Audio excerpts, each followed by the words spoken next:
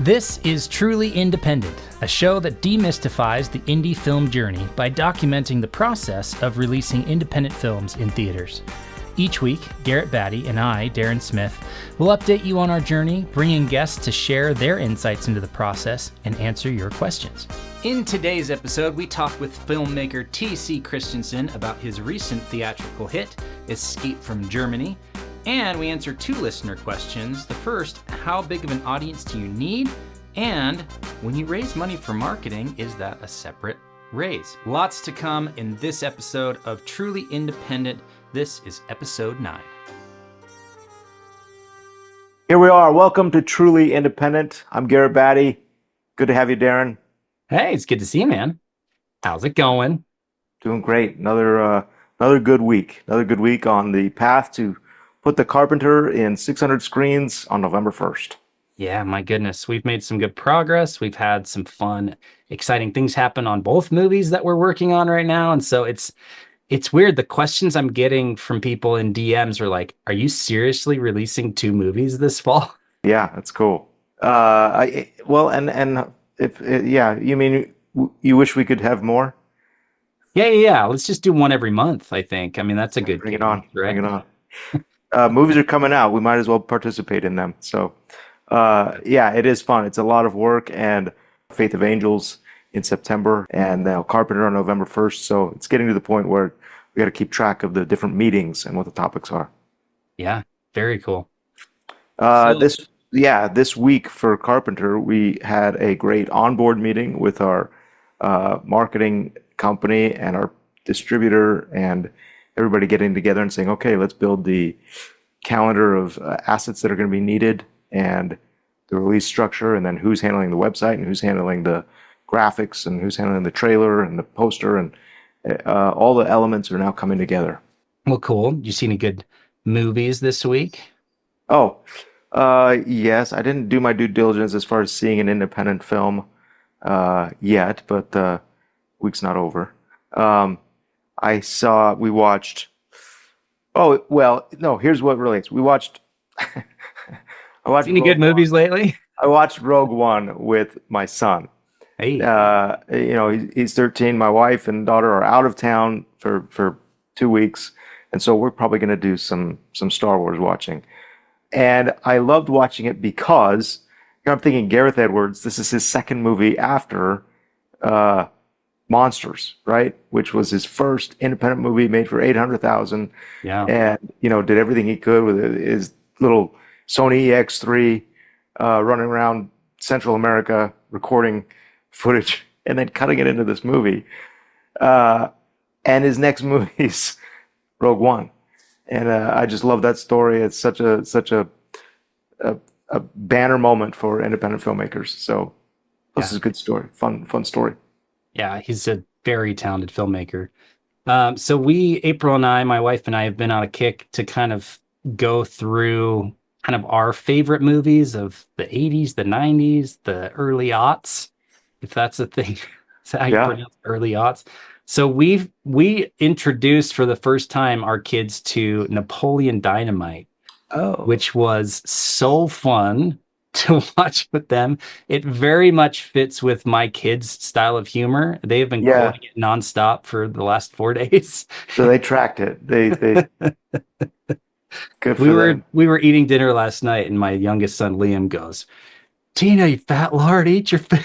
Because my middle son hadn't finished his dinner yet, and I was just like, "This is amazing. We are a movie household. We quote movies all the time." That's a parenting win. But that movie came out when I was serving a mission for the Church of Jesus Christ of Latter-day Saints in 2003 to 2005, and so that movie came out in 2004, and everyone was talking about it when I got home. And it was the very first movie I watched after 2 years of no media whatsoever.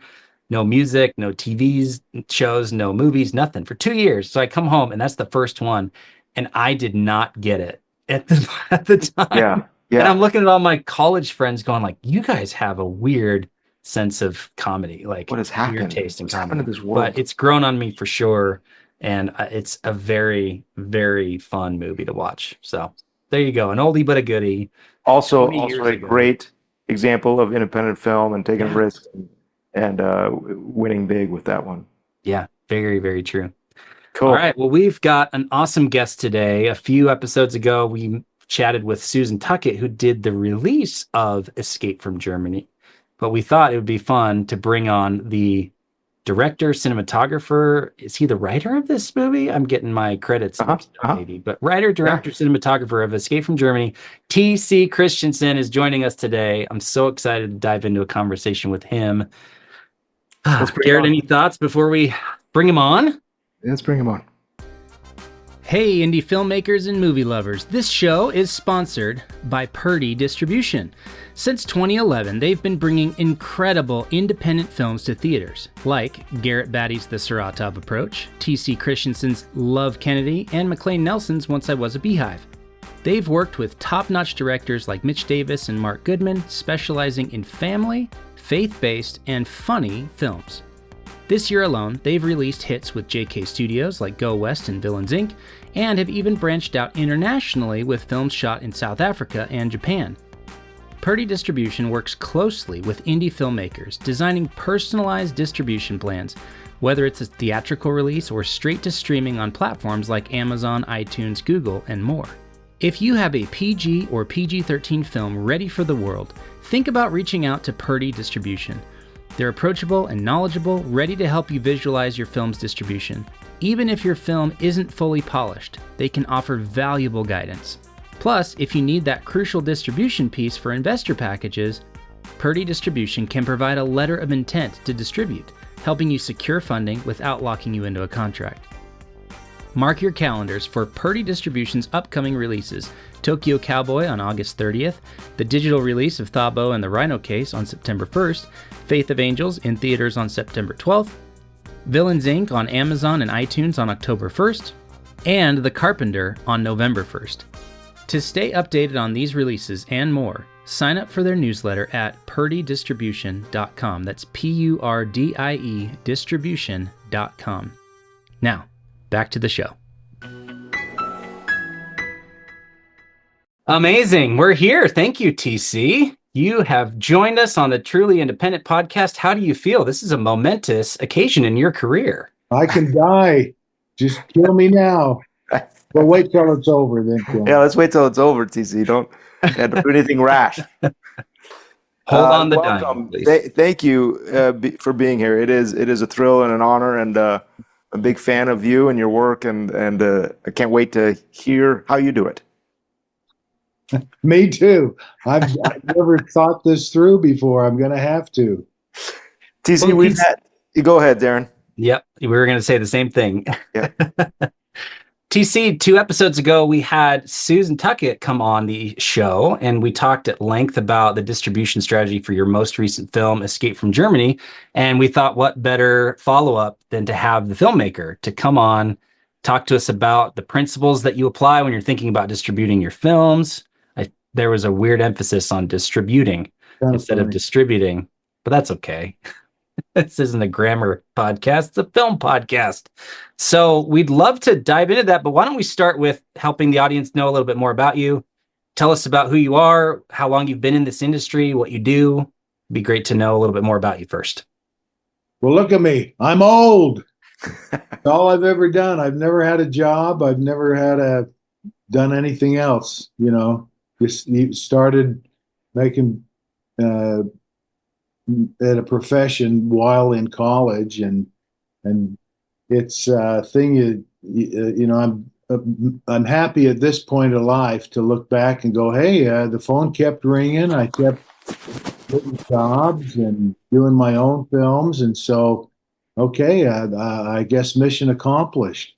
Because when you're young and you're just getting going, especially, you're just thinking, man, I don't know if I'm going to end up having to sell used cars or something else to supplement, because I don't know if I can do this. So TC, anyway, when does that feeling go away? Because I'm ready. I'm hopeful that feeling will go away at some point for me. for me, it went away when I was 68. Okay.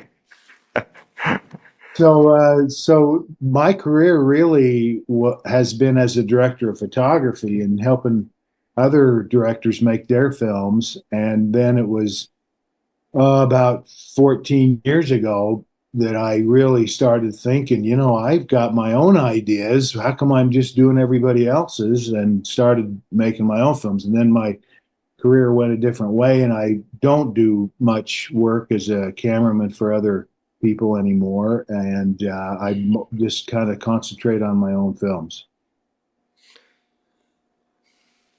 Amazing.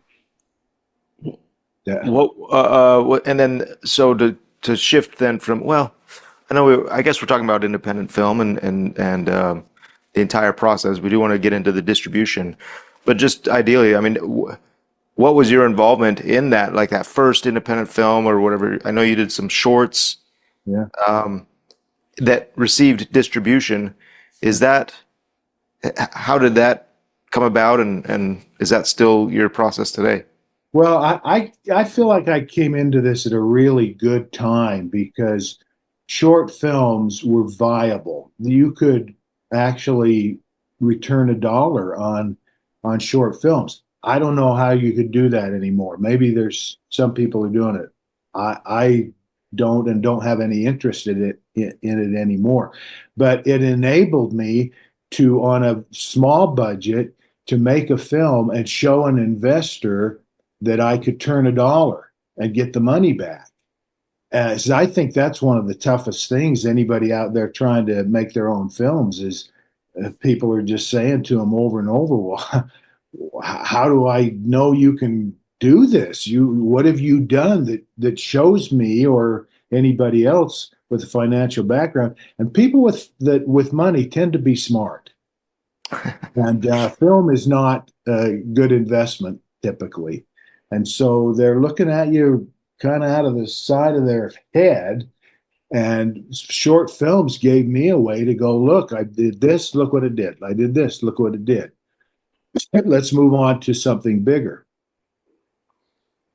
Um, and then the way this works financially, I think, is I just have to keep paying back those that invest with me. If I don't, then eventually that's going to run dry. To me, it's like this is a Walt Disney quote that he said, "I don't make films to make money. I make money so I can make more films." And especially at this stage of my career, it's not for me. It's not about, excuse me, that I'm trying to amass some amount of money or whatever. I just want to keep making them, and as long as I can keep an investor's happy, then I get to keep doing it. Seems like there's those two sides of it, and we've talked about this a little bit on the podcast. There's certainly the ability to make a film, which you have to prove. You have to have that ability, right? If you might have a great idea, but if you have no idea how to make that film, it doesn't matter how much money you have, that it's not going to work. And then there's that ability to turn a profit, or in theory, like show an investor how you're going to recoup. And we had, in theory, my Siri just heard me. Anyway, so you've got both of those sides of it, and I mean, I've always said, look, for me, I got to make movies. It's not because I'm the best filmmaker or the best business guy. Is that I know a little bit about both, and I'm able to raise money and put together a crew. It sounds like that's your experience supports that and what we've talked about on the podcast. Well, because it is a business, and Yeah. most of us, especially as young filmmakers, I think, go into it thinking, I'm going to make a film so good that whatever, it's going to make money. It's going to be great. It's going to be the best film ever made. And that doesn't that often really turn out that way. You have to be good on the business side, or surround yourself with people who are, that can help you get through all of that. Because there's a lot of traps you can fall into. Well, you've seemed to avoid those time after time after time with your hits, from 17 Miracles, Ephraim's Rescue, to Love Kennedy, Cokeville, Miracle, and now just recently, congratulations on Escape from Germany. It's good. You rattled off a pretty good list there, Garrett. Thank I'm you. I'm sure I missed some, TC, but no, I was just kind of picturing my DVD library and like, okay, let's just go down the line. Uh, What's a so DVD, Garrett? it's a gift that Christian audiences give to each other. It's things that We hope, yeah. TC, I'm curious because Garrett and I have talked a little bit about budgets of our movies and how that plays into the profitability equation, right? If you spend as much as possible so you can pay yourself as much as possible and have all the visual effects and the helicopters and the extra big cameras and all those things, yeah, it's fun in production, but maybe that hurts your possibility for getting a return. I'd love to hear, how do you think about budgets going in? What part are you playing in coming up with the budgets? Are you just raising as much as you possibly can and you go make a movie? Are you setting budgets ahead of time and then going out and raising that amount? How do you approach that part of the business? It's more the second way that you said, Darren. The first film we did, feature film, was 17 Miracles, and so then I didn't have anything to base it on other than what other people have done. So you start looking and see, okay, if they spend this much, and how much really are films paying back, and try you want to be in an area where you have a chance to make it happen. You can maybe some people are able to raise really pretty big amounts of money, and sometimes that's the worst thing you can do. And I'll tell you a thing, in every pre-production meeting on every one of our films, I say to our crew and staff is a great, I don't know who said this. I know a lot of other people's quotes. This isn't for me, but they said, to make a really good, successful movie, you need to have not quite enough money and not quite enough time. Now, I think that's really true. When people are just are able to just spend and do whatever they want to do, those very probably do not make a good business choice. Yeah, and it really can hurt your profitability as well. I think it highlights the difference between what we do as independent filmmakers and kind of the studio model. And you see what happens with the studio model is everybody's trying to get as big of a paycheck up front as they can because they know they're not going to see any residuals or back end from streaming and from all the other ancillary methods that the studio is going to make money on their movie. And so their fees go way up, and you're paying tens of millions of dollars to different talent. And that just makes it really hard to make your money back. Whereas we're kind of approaching it differently and saying, look, we're going to have a responsible budget, but we're going to be resourceful and we're going to pay people fairly, but we're not going to have exorbitant things. And I think one of the things that I keep seeing from you and from Garrett, the comments that keep coming in are, wow, this movie really punches above its weight. Because people probably have an idea of what the budget was and they go, that was amazing. And I just love that about your films. I love it about Garrett's films, which is why I've been so excited to work with him the last two movies. It's like we get to go and play and we get to figure it out. There's always the problem of not enough money, not enough time, but we're still going to do it. And that's pretty exciting. Yeah, it's a roll of the dice. You know, I don't know the statistics really for independent film, but I know for studio films, it's only 1 in 5 of their films make money. And you know, they're a big studio, and the one that makes money makes so much money that it can cover all the others. When you're a little rat guy running around like us, and you're making these little films, I can't make one that makes money and then make four that don't. You have to be smarter than that. And I think if you get yourself in that situation where you get to make a film, then you better be thinking about that it's a business and not just entertainment. TC, we did a screening a few weeks ago of a movie that we're releasing. We've talked about it on this podcast called The Carpenter. And when we went to the theater, it was a Thursday night. You were in probably week 10 of your release of Escape from Germany. And we went to the theater to kind of check the screen and make sure everything was there. And you were there. This is week 10, and you were there just checking the audience or checking the load or making sure the print was going, what, I mean, do you sleep? What is that process where in week 10 on a random Thursday night, you're going around to the theaters? Is that part of is that what we signed up for? That's funny. We had that connection with that. Yeah, that's true. It wasn't week 10. And the reality is I live in up near Lagoon in Davis County, and I don't get to Utah County all the time or regularly even. And I was there for a few meetings, and in between meetings, I had an hour and a half. So what am I going to do? I'm going to go over to the theater. So that was more of what it is. And it wasn't really so much that I go and check on projection and sound, but if I'm there, I do because I'm very opinionated about that. But the main thing is I like to shake hands with the people that come out of the theater and tell Yeah. them thanks for being there. So if you have a nice theater manager, they'll let you do that. And I just stopped in on that occasion, and they said, "Yeah, go in." And so I went in and got to meet people, and then I saw one of the Purdy's outside, and heard Yeah. who did next, and so forth, and ran off to my next meeting. Well, it's both a testament that you were there doing that, and that there's an audience there that late in the run, and that you have that relationship with theater managers. You set the bar so high in this market, and just as an independent filmmaker, that I think we could all take a page out of your take a note out of your playbook. Well, Say, maybe. this is I mean, part of what it is. everybody could find their own way with things. It was actually, see, one of the great things, I was telling you, I really was a director of photography for so many years.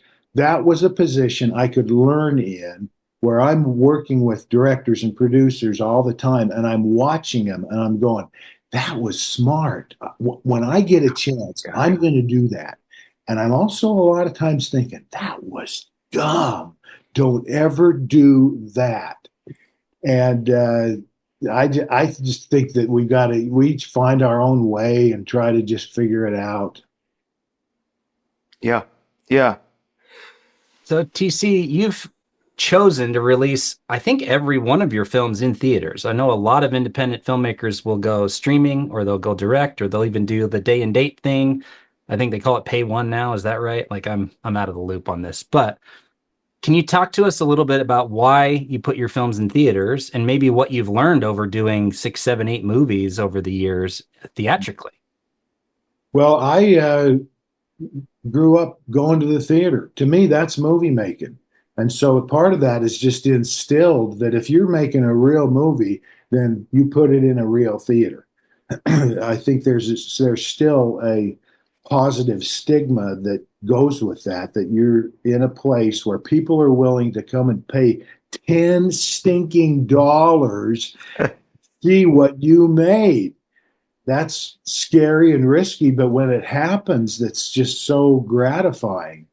And that we tried as our business model, the first one, 17 Miracles, and it was successful. So of course you kind of go like a dog to his vomit. You just keep going back and doing whatever worked. If that hadn't had worked, then we would have probably figured out some other way to do it. But when the thing's working, I'm not going to change it.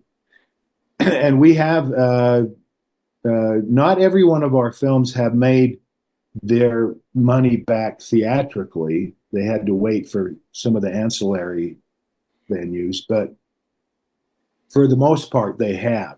And so, yeah, I want to be in there slugging it out with the big boys. and I think those ancillary markets, the fact that you're profitable at that point is a result of that theatrical statement that's saying, "Hey, this belonged in theaters, it played in theaters," and it creates a level of interest and awareness for those ancillary markets to succeed. You select a date, TC. So an independent filmmaker. Right now, Darren and I are at November 1st. We're releasing The Carpenter. We have our date. We've interviewed Purdy Distribution. They're going to help release. They're going to help book theaters. We've got some marketing. What as an independent filmmaker, you've got your date. You've got 4 months till release time. what's your day to day, or what are you doing to prepare for that date? Well, I want to back you up just a minute and say how I think it's really important. That date is not something you throw a dart on the wall. You have to put some thought into that. And, all the major studios release the upcoming dates that they're releasing. And there are businesses that kind of add weight to, meaning saying this is going to be a big film, this is going to be a small film, and you got to deal with all of that and try to choose a date that you don't get squashed because there's going to be so many big studio films come out, and also a date where people hopefully will or can go to the theater, and that's that's hard. We've done every one of our films has been released the week after Memorial Day. And that worked and it worked. And at one point, I just was a little unhappy with it and just thought, well, there's other dates that go good. And let's find another date. Did the research, talked to people, met with the theaters, and ended up with the April date that we did for Escape from Germany. Was very happy with it. It's hard to know if really how much of it is the date. There's so many factors that go into it. What's going on in the world at that time? If we released not in theaters, but released a short kid film that I tried years ago, and it was released the week of 9/11. Well, guess what? The world was Sure, not thinking sure, about what I wanted them to be thinking about. sure, sure. You just can't control that. It's just part of the deal. All right, but then what am I doing in that 4 months beforehand?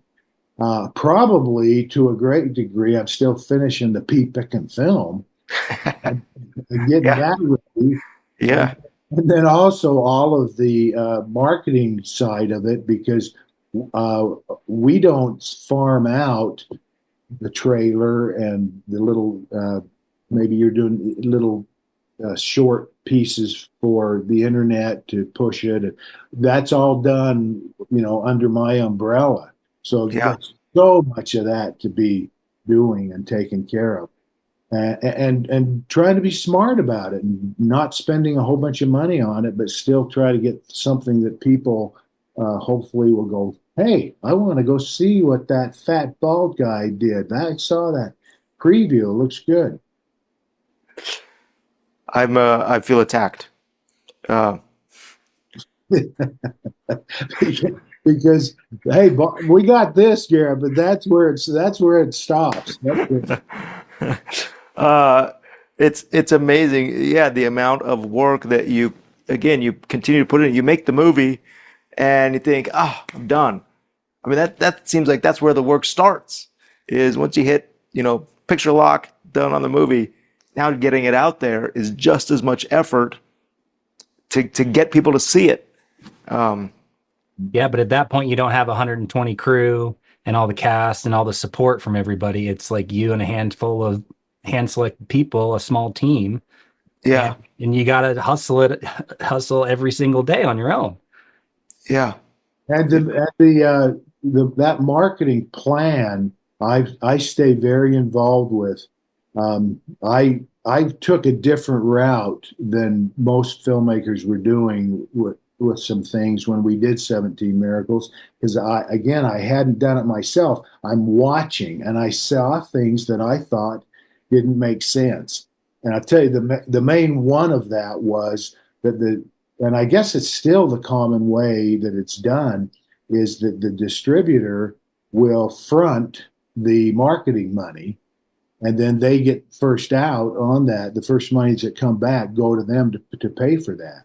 Well, that causes some problems, I thought, and I said, I'm not going to do that, yeah, marketing company. We're going to raise an additional amount of money to pay for the marketing, and then we have to approve the marketing. Because what was happening was there'd be very good films and they'd be coming out. And so the distributor would just spend and spend and spend because this is going to be great and we got to get it out in front of people and they're going to want to come and see it. And they would dig a hole so deep that the maker could never get out of that hole. It would have had to Sure. be the most colossal hit. They said, we're not going to do that. We're going to start small and do that number instead of coming out with all the flash. Yeah. Yeah, I very similar realization on my releases. You know, say, hey, the distributor is making 10% of every dollar they spend on this. Well, there's no incentive to pay the filmmaker back. They're going to just spend. That's like printing money for them as long as it's making money. So there has to be that balance, and I think I heard you talk about that, and that influenced that in our release plan as well. Good. TC, you've been so generous with your time and with your knowledge and experience. I can't tell you how excited I am, and we to chat with Susan and just congratulate her and you on incredible release of an incredible film with Escape from Germany. I noticed the other day something came up that said an at home movie pass or something, and I got an abundance of texts from people saying, "What's this? How's this work?" And I thought, oh, well, that's again TC coming up with new ideas or inventing something, or what is that? Well, Let's I would record like straight. to.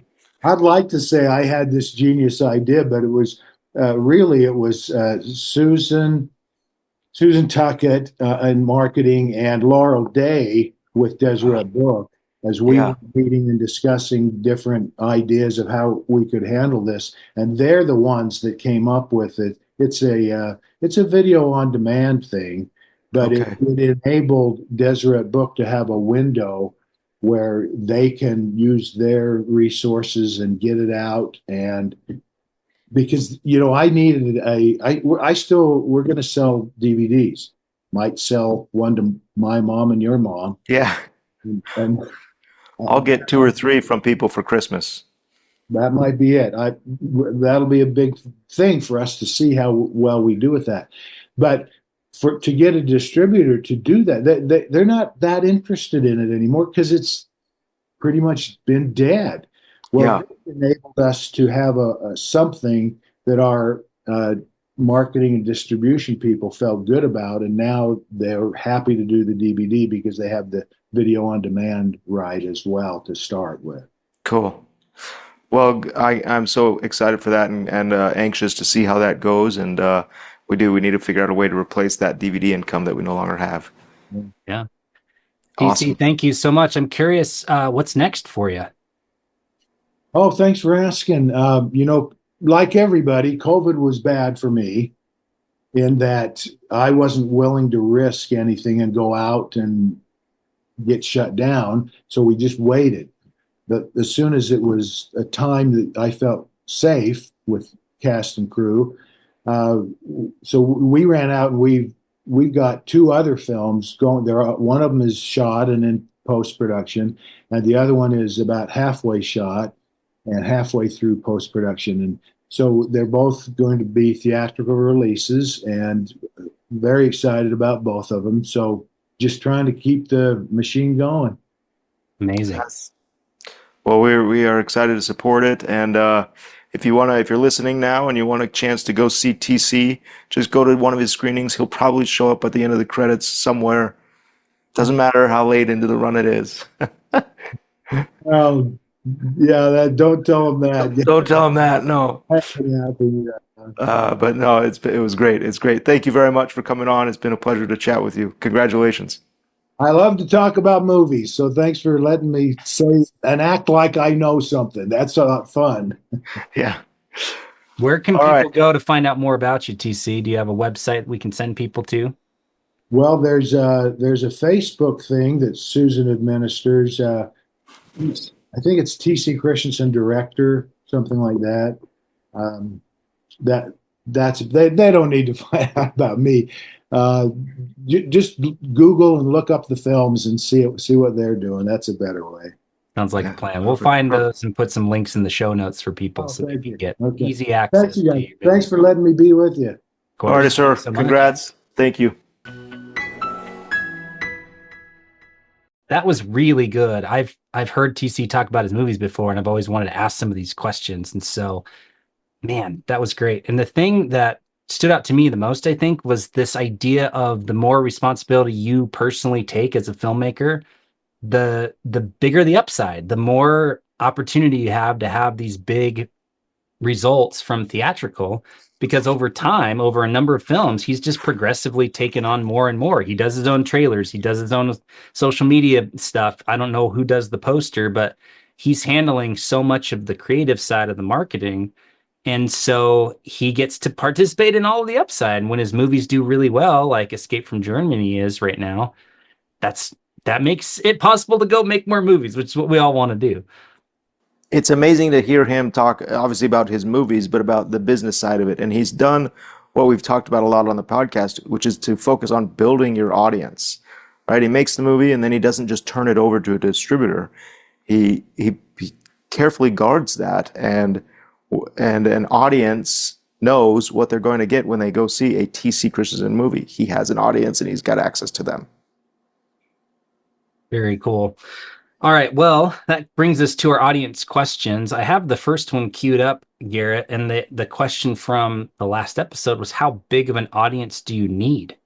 And I think it's an interesting one to talk about in this episode, because if you look online, TC doesn't have a massive following. I don't know if he's got an email list that he's sending out to tens of thousands of people, but he's, like he mentioned, he's an older guy. He's not maybe the most tech savvy.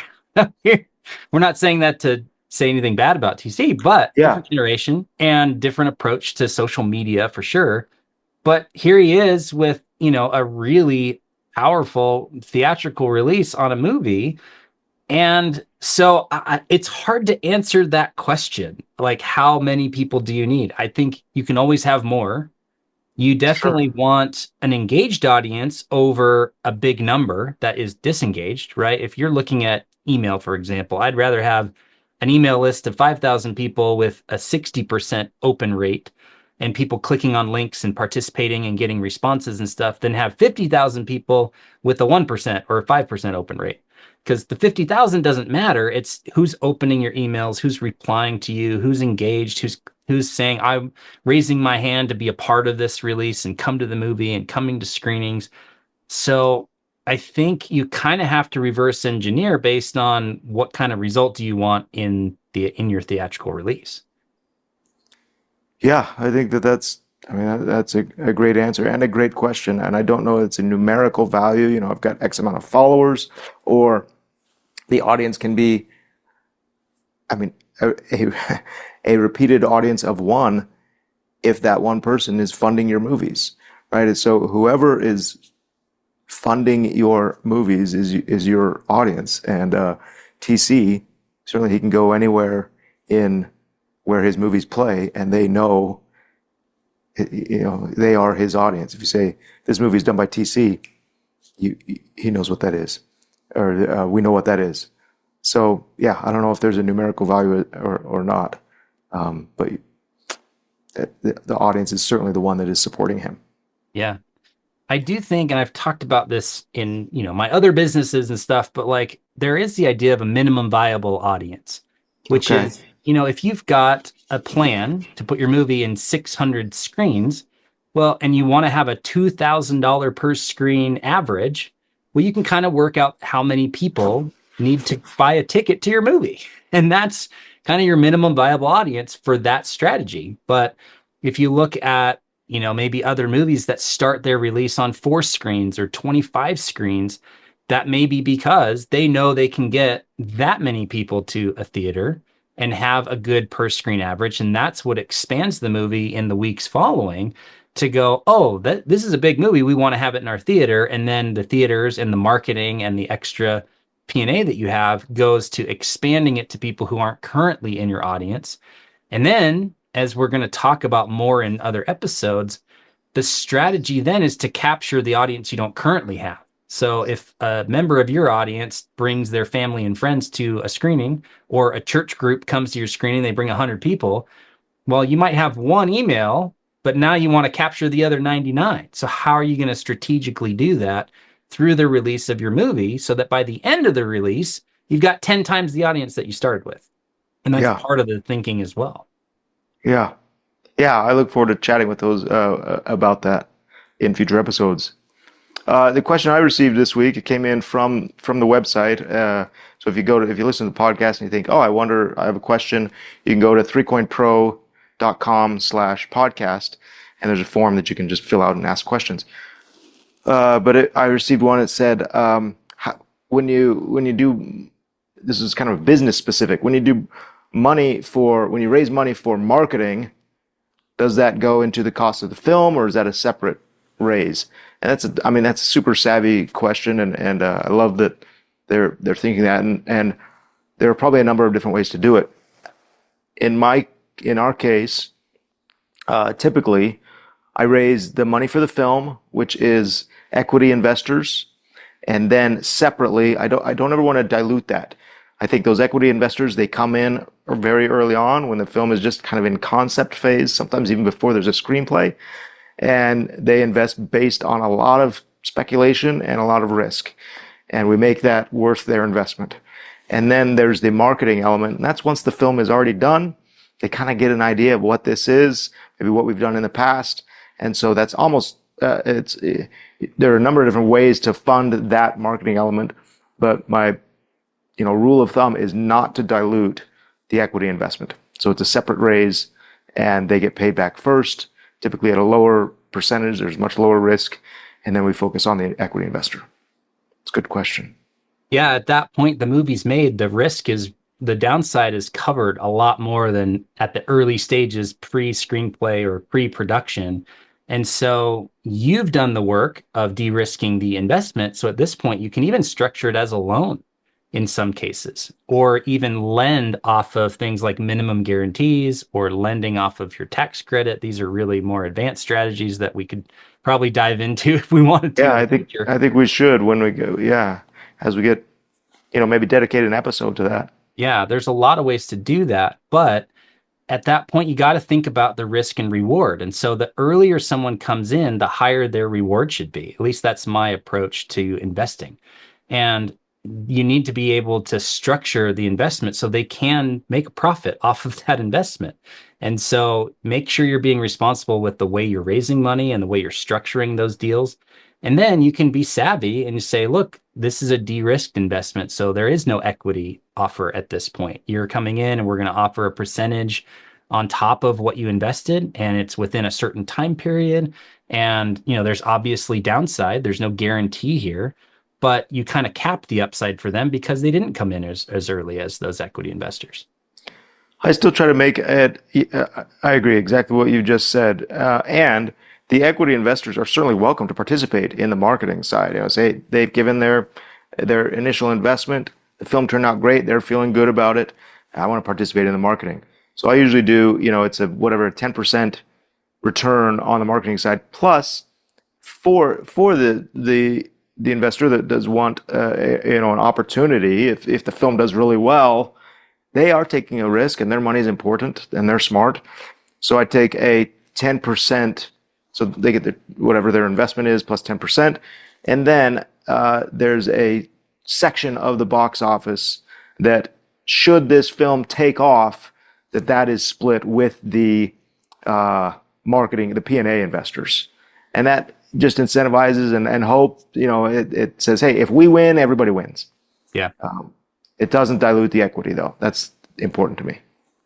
Yeah. And that's such an important principle, because if you can really treat your investors well and your movie makes money, guess what? You can fund your next one because they had a good experience. They made some money. They liked working with you. They trusted you. You treated them fairly. You took care of them. You made sure that when more money came in, they got more money as well.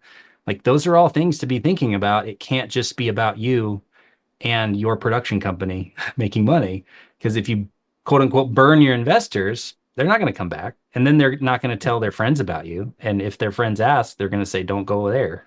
So we don't want to burn investors. We want to really bring people into this industry and show them what's possible and how much fun this investment can be, to come on set and to be a part of it and to go to screenings and bring your family and friends. Like, Those are all things you can do because you're an independent filmmaker and there are kind of no rules. Like, just do whatever serves the film the best. It's fun to talk about for sure. It was, yeah. Awesome. Well, another good episode. I'm so glad we got to talk with TC today. Yeah, that's fantastic. Thanks for setting that up, and congratulations again to him for Escape from Germany. If you haven't seen it, go see it, and then check out his other films. Yeah, they're all good. That's what's awesome about TC. It's like, not only are they good films, they're extremely well filmed because he shoots all his movies He too. does shoot. He's an incredible DP, and Yeah. they're good business. They're a good business strategy. The way he balances the budget, takes bigger stories, somehow puts them in a world that he can build with well managed resources, and then gets them out there. Yeah. Awesome. All right, Garrett, we'll see you on the next one. Okay, don't forget to subscribe to our podcast and send any questions you have. Thank you for listening to this episode of Truly Independent. To join us on the journey, be notified of screenings and ask us questions about today's episode, head over to 3coinpro.com/podcast and put in your name and an email address.